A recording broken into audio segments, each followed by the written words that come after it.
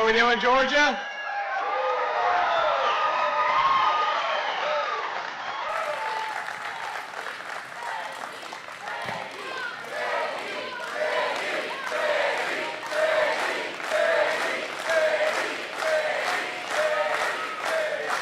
Thank you. Please, it's great to be in Peachtree City, and I gotta say, you guys have got a hell of a congressman. How much do we love Brian Jack here in the 3rd District of Georgia? Thank you, Brian. Now, we got a few other people I want to thank, of course, the great EPA Administrator Lee Zeldin. Lee, thank you so much. And proud Atlanta native Kelly Loeffler, thank you for all you're doing at the Small Business Administration. All right, you guys are lucky to have a great Trump-endorsed Lieutenant Governor Burt. Burt, good to see you, man. How we doing? Burt greeted me on the tarmac today. He had been on the tarmac, I think, for a few minutes because he was sweating bullets. And that hot Atlanta sun, I felt bad for him, but Burt, thank you. You're going to make a great governor for the state of Georgia, and we're with you every step of the way. Now, I understand we got a little preview. This was my idea. A little preview of the Senate race here in the great state of Georgia. How'd they do, ladies and gentlemen? Do good? Well, let me thank Coach Derek Dooley. Derek, thank you for being here. Let me thank Representative Buddy Carter. Buddy, thank you. Good to see you, man. And of course, the great Mike Collins. Mike, thank you for everything that you do. It's good to see you, man. Now, here's the thing. We're at a great American facility. I want to thank these great workers behind me. I feel bad for these guys because they got to stand up the whole time I'm talking. You guys get to take a seat, and boys, strap in, because we're going to be up here for about 3 hours. You give a politician a microphone, and it's always tough. Boys and girls. We've got a few ladies back there, too. But here's the thing. This facility, this manufacturing plant represents what makes America great.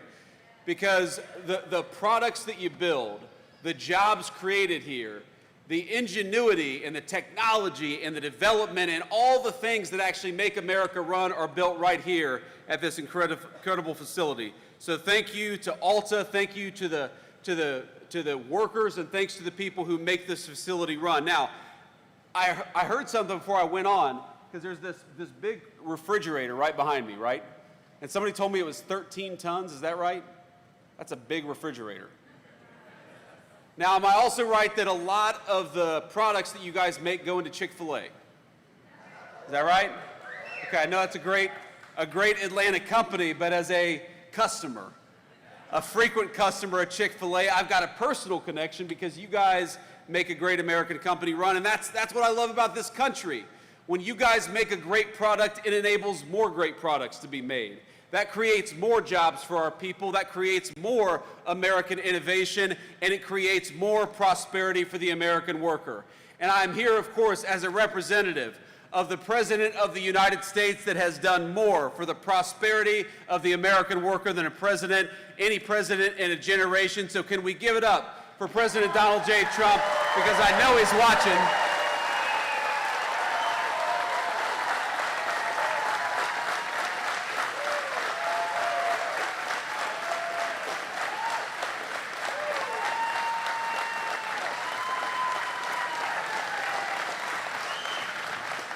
And I know what the president ran on, and what the president cares about is building things right here in the United States of America. It's another reason why I'm proud to be at Alta today. Because for a generation in this country, we had American presidents and American political leaders, and let's be honest, folks, it wasn't just Democrats, it was Democrats and Republicans who would ship our jobs overseas, close our factory doors, and do not a damn thing for the American worker. So how nice is it in Washington, D.C. to have a government that is going to protect your jobs, that's going to fight for this facility and say, very simply, if you're building it here, if you're making it here, if you're producing it here, we are going to give you, and already have given you, a big fat tax cut. That's a good thing.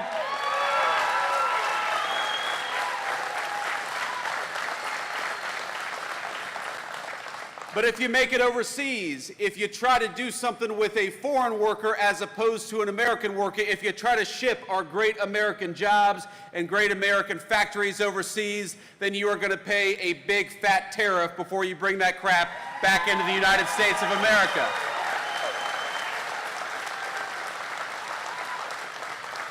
And that's what President Trump's economic policies are all about, my friends. It's the carrot and the stick.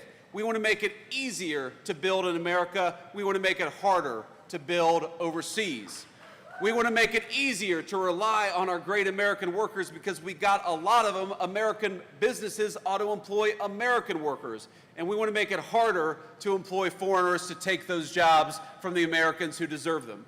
And most importantly, if you're working hard every single day right here in the United States, or if you're building a business right here in the United States, you ought to have a tax code that rewards you instead of punishes you, and that's what happened when we passed the Working Families Tax Cut just a couple of months ago, and of course, Brian Jack was a critical part of that, so you should be proud of your congressman.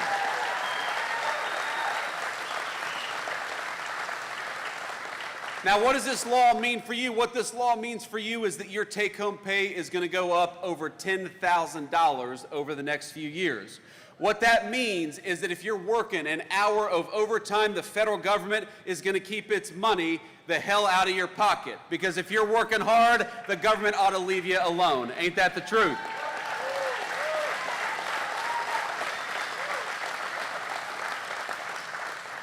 Do any single moms out there? Any single dads, any people who work hard every single day? I had a single mom, and for a time my mom worked at a restaurant. She waited tables, like a lot of folks out there.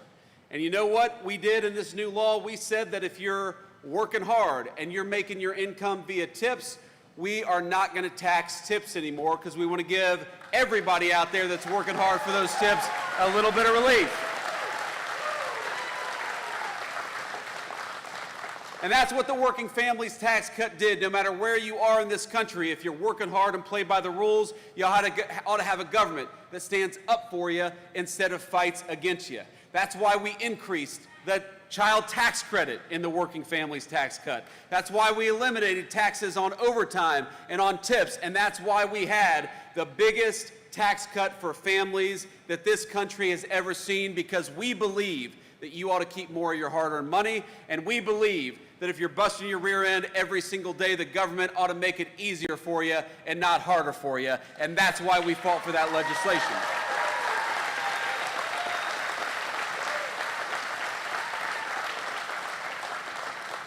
Now, I am just a vice president. I'm just a lowly politician, but I'm going to try my hand at prophecy today, ladies and gentlemen, because I see the future of the state of Georgia, and in about a year, you are not going to be able to turn on the television without Senator John Ossoff pretending that he supported the Working Families Tax Cut when in reality he voted against it. And I saw a TV clip of him today. You know why he said he voted against no taxes on overtimes? You know why he said he voted against no taxes on tips? You know why he said that he voted to raise your taxes by the biggest amount in a generation in this country? Because he's allegedly worried about people getting kicked off their health care. Well, you know what? The President of the United States made a promise, a sacred promise, that the only people who are going to lose access to health care are illegal aliens who shouldn't be in this country to begin with.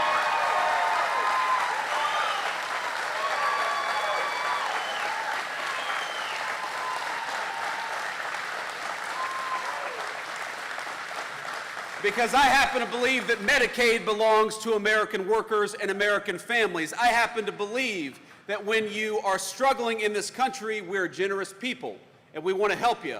But we want to help the people who have the legal right to be in the United States of America. So it's not about kicking people off of health care. It's about kicking illegal aliens the hell out of this country so that we can preserve health care for the American families who need it.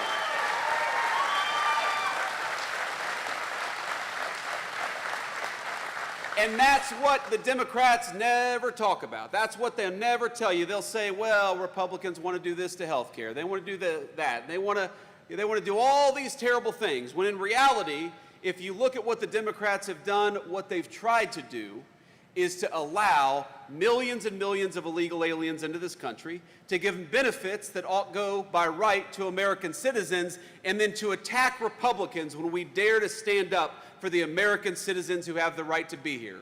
So when you watch those TV commercials in a year, and John Ossoff, I tell you, he's going to pretend to be a reasonable moderate.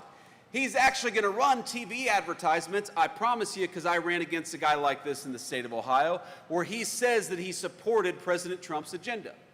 But in reality, while John Ossoff pretends to be a moderate when he comes to Atlanta, he is a far-left liberal in Washington, D.C., and that's the only place that it actually counts if you're a United States senator. So why don't we ask John Ossoff, why did you vote to raise taxes? Why did you vote to keep illegal aliens on Medicaid? Why did you vote to bankrupt Medicare? Why did you vote to make sure that people who work overtime and earn their income from tips pay as much to the federal government as possible? And the simple answer is because John Ossoff, whatever he pretends to be in his television commercials, he doesn't give a damn about the 3rd District, and he doesn't give a damn about the people of Georgia, but we do, and we're going to fight for you every single day.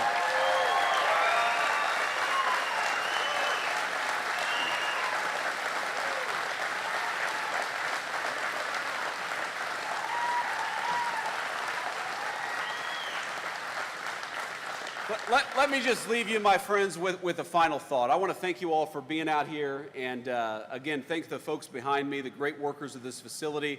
And I'll take a few questions. Should I take a few questions from the media? Okay, I'll do that. So we'll take a few questions from our great reporters, hopefully some local reporters back there, but I'm sure some national fake news as well. But, you know, I went to Union Station in Washington, D.C. yesterday. Anybody here ever been to Union Station? Okay. It's a beautiful, beautiful building, really a monument to American greatness. I was walking around, I was looking up at it, these beautiful high ceilings. It looks like something out of a fairy tale. And I remember that 2 years ago, when I took my kids to Washington, D.C.'s Union Station, I actually had a crazy person screaming at my 3-year-old kid. Because for some reason, and I never understood this, American leaders decided it was compassionate to allow people to fester on the streets, yelling at our young families instead of giving them the medical care that they need and getting them off the streets, which, by the way, makes it easier for us to all enjoy these great public spaces in our country. And I haven't been to Atlanta in a little while, at least now with the Secret Service detail. I haven't walked around Atlanta in a little while, but I bet that as great as Atlanta is, and as beautiful of an American city as it is, there are places in Atlanta where you wouldn't take your family today. Is that correct? Just like in Washington, D.C., the national capital of the greatest nation in the history of the world, there are no-go zones where you would not take a young family or you would not take young children. And that's true, I'm sure, all across the state of Georgia, all across our country, because our leaders decided that they would make our streets safe for criminals instead of safe for the people who pay our taxes and keep our communities going. And I think that of all the things that I'm most proud of the president, the thing that I'm most proud about is that he finally put the government to work for the people who actually make this country function and run in the first place. We're cutting taxes for American taxpayers. We're securing the border. We've got 99% reduction in illegal border crossings in this country because we got a president who empowered Border Patrol to keep us safe.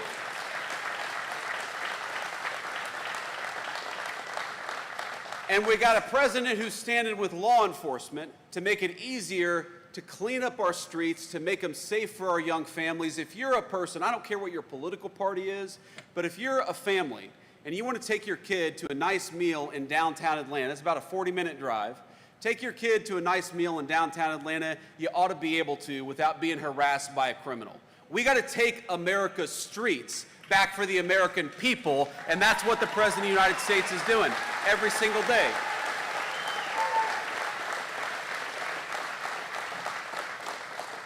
And as a person who grew up in a family where we often struggled with money, you know, it is never the rich people that lack public safety in this country. When we go to war against our cops, when we flood the border with illegal immigration, when we close down great American factories, it is the people the Bible calls the least of us that struggle the most and hurt the most. So I'm proud to be here as your vice president. I'm proud to be here as a representative of President Trump. Thank you.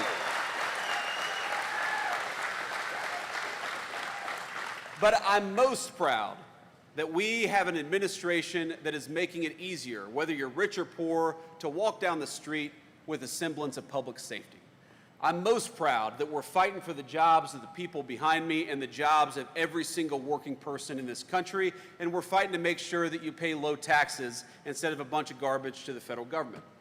I'm proud that we serve an administration that cares more about American citizens and our public safety than giving Medicaid and Medicare to illegal aliens, which is what John Ossoff wants to do. In other words, I am proud that the kind of family that made me who I am finally has a representative and a fighter in Washington, D.C. I promise you, we'll keep on fighting for you every step of the way. God bless you, and thank you for having me. Thank you.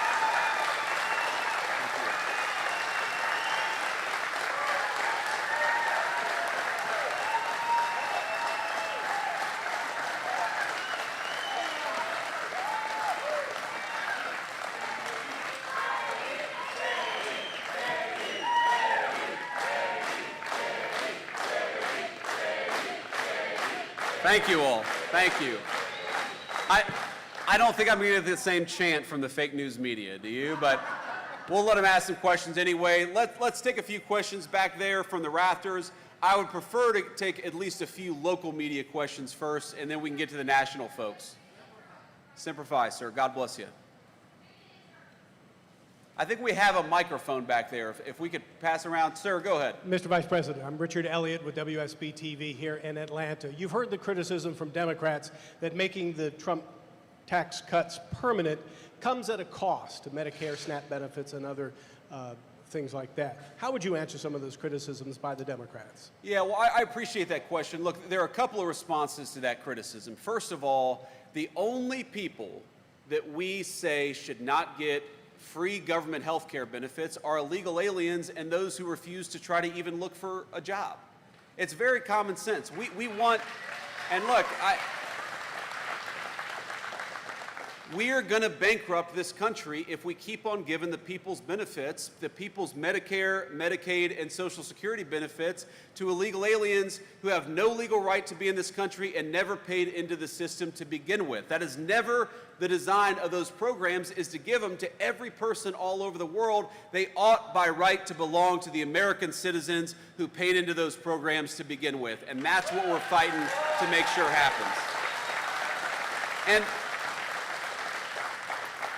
And the second response I'd say to that is look, we did a lot in this legislation. Brian worked on it. The other representatives here worked very hard on this to make sure that a lot of our rural hospitals are struggling because of some of the policies of the Biden administration. So what we did is we put a lot of resources and a lot of changes in regulations to make it possible for our rural hospitals to stay open despite what the Biden administration did to them for 4 years. So our policy is very simple. Whether you're in a big city or a small town, we're going to fight for your access to health care. Whether you're an American citizen who's been here for 70 years or an American citizen who's been here for 2 years, we're going to fight for your access to a government that serves you. But if you're an illegal alien, you do not deserve government-paid health care benefits. You need to get out of our country, and that's as simple as that.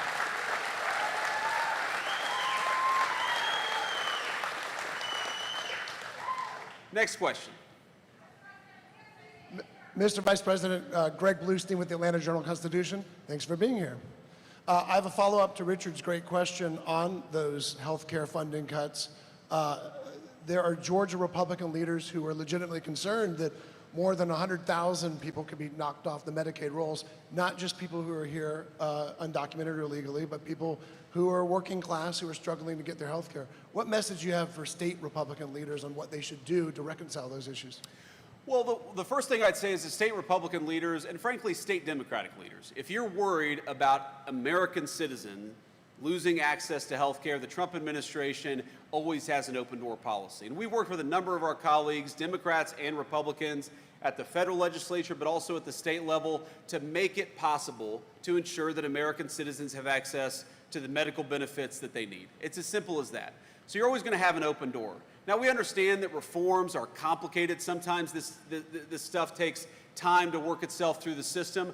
Many of the changes in the working families tax cuts to Medicare, or excuse me, to Medicaid, you're not going to see that stuff. It's not even, some of it doesn't even go to effect for 6 or 7 years, in part because we want to give enough time to work with people to make sure that American citizens do not lose access to those critical benefits. So if you look at the way we design the law, if you look at the way that those reforms are implemented, and if you look at all the other things that we're doing, we want to work with people to make sure that American citizens get what they're entitled to. What we do not want is people who have no legal right to be here, to benefit from the generosity of the American taxpayer, and to bankrupt those programs. So long as you're willing to work with us on those goals, we'll work with anybody, whether you got a D or an R next to your name, because we care about this country. We want to make sure it's secure and healthy.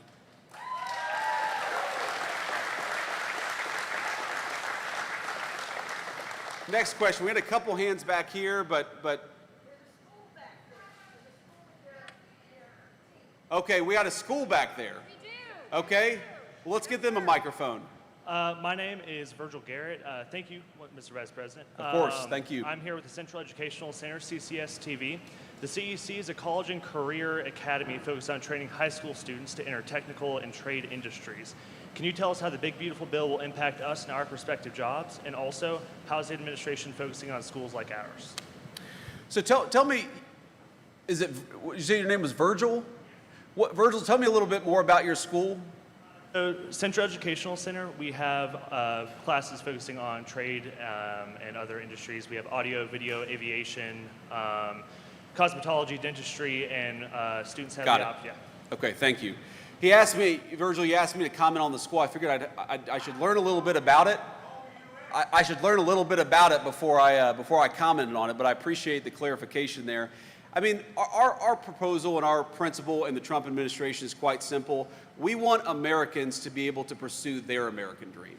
Whether that means going to a trade school or going to a 4-year education, going to the military, we want to give you as many options as possible. And what happened for a long time in this country is that you had both parties, both sets of leaders saying, no, no, no, no. The only pathway that we're going to fund, the only pathway we're going to help you with is if you want to get a 4-year degree. If you want to get a 4-year degree, great. But if you want to be a plumber or an electrician or a pipe fitter, your government ought to fight for you too. And that's exactly what we want to make happen.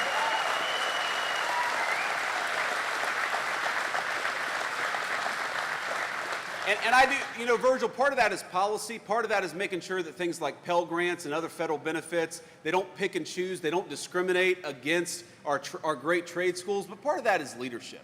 And I think it's important for those of us who are in positions of leadership to say that, you know, there are so many great careers that require you to use your hands and your head at the same time, where you can earn a great living, you can build something great for your fellow citizens and people in your community. We're not going to have enough housing. We're not going to have plumbing that works. We're not going to have lights that turn on unless we've got enough people going into our trade schools. We've got to have more kids doing it, more young people doing it, because they're the ones building the American dream of homeownership. They're the ones building the future, and we're going to fight for you every step of the way. Thank you for your question, Virgil.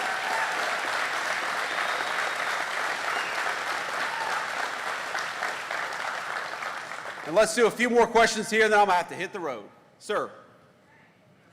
Where have we got a microphone? Vice President, Raul Bally, W-A-B-E Radio here in Atlanta. Wanted to ask you about something, your final topic on safety. Do you see the administration putting soldiers in the city of Atlanta? Well, look, what we've done is we have focused on Washington, D.C. because it's a federal city under our jurisdiction, but we certainly hope that whether it's Atlanta or anywhere else, people are going to look around and say, we don't have to live like this. It turns out if you just go and arrest the bad guys, you can have cities and streets that are safe again. And we hope that people see what we're doing in Washington, D.C. and follow our example all across the country. I'm a big fan. Look, I grew up in a small town. I love our beautiful countryside and our rural areas, but I love our big cities too. And I want you to be able to go shopping or go and get a nice meal with your family without the fear that you're going to get mugged, or even worse, because you had the audacity to take your family out for a day in one of our great American cities. We don't have to live like this. All we need is politicians who actually care more about public safety for American citizens than they do for violent criminals. In Washington, D.C., in 10 days of what Donald Trump has done in Washington, D.C., did you know armed robberies are down 55% in our nation's capital? It's amazing.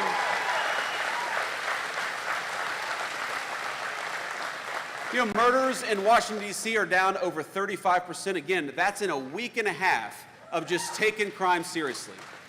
And there's something, you know, Democrats had this weird sickness in the head 5-6 years ago where they decided that all law enforcement was racist. You know who suffers the most, especially in our urban areas, when you don't allow the police to enforce the laws against bad guys? It is the good citizens, disproportionately black Atlantans, who suffer the most from high violent crime, because you've got more, or at least a disproportionate number of black Georgians living in Atlanta compared to other places. So when you empower police to prosecute violent criminals, that's not racism, that's empowering everybody, black or white, to live safely in their communities, and that should be the God-given right of every American citizen to walk down the street in safety and comfort. God bless you, sir. Next question. President, thank you for answering our questions. I'm Doug Reardon with Atlanta News First. I know you're here to talk about business and manufacturing. I wanted to ask you about the spending bill's impact on individuals. There was a nonpartisan Congressional Budget Office report that came out last week showing that the bottom 10%, the poorest Americans, would lose about $1,200 a year on their income, while the top 10%, they would add about $13,000 annually to their income. Can you justify for those poorest Americans those differences? Well, first of all, the Congressional Budget Office, sometimes they put out reports that are absolutely atrocious, and I think this is a good example of a very atrocious report. The most important thing for people who are living at the bottom of the income ladder is that they not pay taxes on their income sources. So if you're working hard and you're working overtime, you're going to get a big fat tax cut. If you're working at a restaurant or some other business where you're earning your wages primarily through tips, you're going to get a big fat tax cut. And most importantly, the president's economic policies are going to prevent your job from being shipped off to Asia or to Mexico. That is the very best thing for people at the bottom of the income ladder, and that's why we have the economic policies that we do. If you go back 50, 60 years, what is the fastest period for blue-collar wages rising in the United States of America? It is the time that we are living in right now, thanks to the economic policies of Donald J. Trump. You know what the worst thing for people at the bottom of the income ladder is? It's when you flood the country with millions upon millions of illegal aliens and force our poor Americans to compete for jobs against low-wage foreigners who don't even have the legal right to be here. That is what destroys the wages and the livelihoods of people who are struggling in this country. We want to empower them to live the American dream. That's why we're protecting their jobs, lowering their taxes, and fighting to make their country safe again. And I'll do one more question. Sir, I'm George Cheedy. I write for The Guardian. I live in a small town, less than 1,000 people. I'm also a military veteran. I am a DINFOS-trained killer just like you. Thank you for your service, George. In 1996, in Atlanta, when the Olympics was coming through, Atlanta very famously rounded up people who were homeless on the street downtown, bought them bus tickets, and sent them out of town and often out of state. There was a lot of negative sentiment about that later. It's one of the things that people remember. I am concerned that in the press to eliminate encampments in DC, something similar to that is happening. What is happening to the people who are homeless, often poor, often have a mental health problem or a drug problem? Where are they actually going when these encampments are being broken? So first of all, George, I was 12 years old when the 1996 Summer Games happened in Atlanta, so I don't remember exactly the background there. I was worried about football and fishing and doing all the things that a 12-year-old in southwestern Ohio was worried about. But I think that the question betrays a certain misunderstanding of what we're trying to do and what is the nature of real compassion. I talked earlier about my son being harassed at Union Station a couple of years ago. Now, first, as a father, you have some vagrant screaming crazy stuff. I'm sure a lot of us have had this experience where you have some vagrant screaming crazy stuff at your 3-year-old. As a father, my first reaction is grab my son closer, make sure that he's safe. Okay, then you realize the person's not gonna maybe run and charge and attack us. We'll just keep our distance. But then you think, wait a second, why have we convinced ourselves that it's compassionate to allow a person who's obviously a schizophrenic or suffering from some other mental illness, why is it compassionate to let that person fester in the streets? You see them, they're you know, a lot of them have clear mental health issues. A lot of them have clear physical health issues. They're not properly clothed. They're not properly cared for. Some of them are wasting away. The compassionate thing is to have people who are having mental health crises, to get them in treatment, not to let them sit on the streets and yell at our people while they're walking by.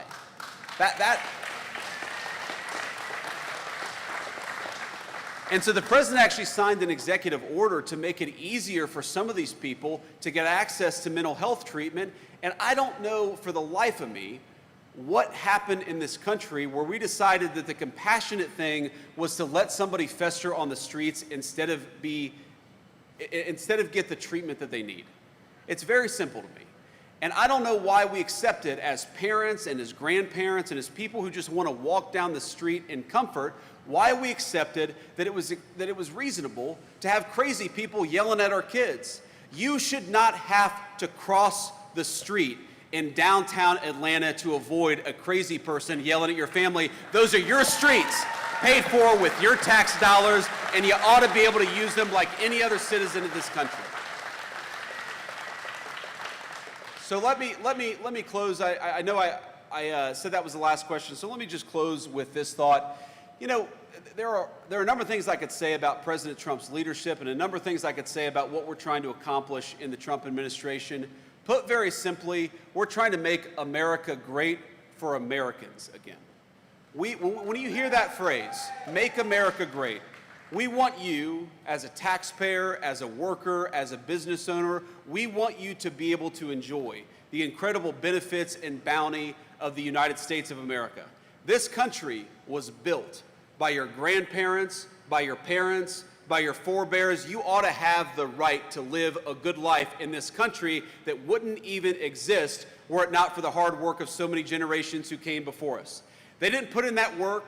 They didn't build this great country. They didn't carve the greatest civilization in the history of the world out of a wilderness so that their ancestors and their descendants could see it fall into disrepair. They did not build, look at Atlanta, it's a beautiful city. It's one of the most beautiful cities anywhere in the world. The people who built Atlanta did not build it so that you would not be able to walk down the streets of Atlanta safely at night. They built it so that you could enjoy it. They built this country so that we could make an even greater America out of it. And the policies of the Trump administration are meant for one simple reason: to empower you to live a great life in this country that all of us love. We've got a lot of work done in the last 7 months. We're going to do a hell of a lot more work in the next 3.5 years, and we're going to fight for you every single step of the way. God bless you, and thank you for having me here in Peachtree City.